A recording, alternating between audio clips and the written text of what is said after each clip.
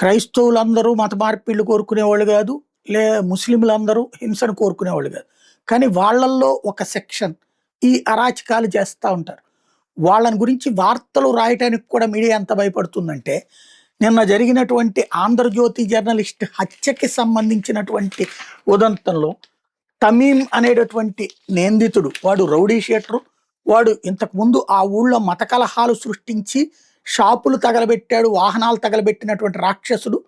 వాడి గురించి సమాచారం పోలీసులకు అదిగో వాడే అల్లకల్లోలాలకు కారణం అని చెప్పి పోలీసులకు సరైనటువంటి సమాచారం ఇచ్చినందుకు గాను ఆంధ్రజ్యోతి రిపోర్టర్ జగన్మోహన్ రెడ్డిని మర్డర్ చేశాడు. కానీ అదే ఆంధ్రజ్యోతి చివరికి దాంట్లో ఏమన్నా సివిల్ సుపారీలు ఉన్నాయా అని రాసుకునేటటువంటి దౌర్భాగ్య స్థితికి వచ్చిందంటే, చివరికి మత ఉన్మాదాన్ని ఎలా మీడియా కవర్ చేసుకొస్తుంది సొంత రిపోర్టర్ల విషయంలో అన్నది అర్థమవుతుంది.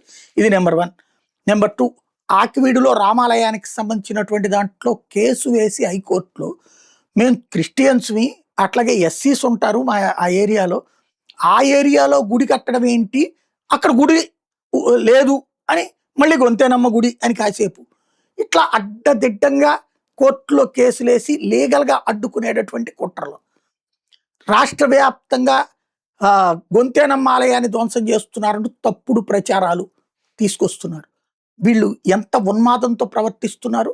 మొన్న రాముడికి మెళ్ళో దండ వేస్తే తీసి ఇసిరేసినటువంటి ఉన్మాదులు, ఏకంగా డిప్యూటీ స్పీకర్ లాంటోనే కర్రలతో దాడి చేసినటువంటి క్రూరులు.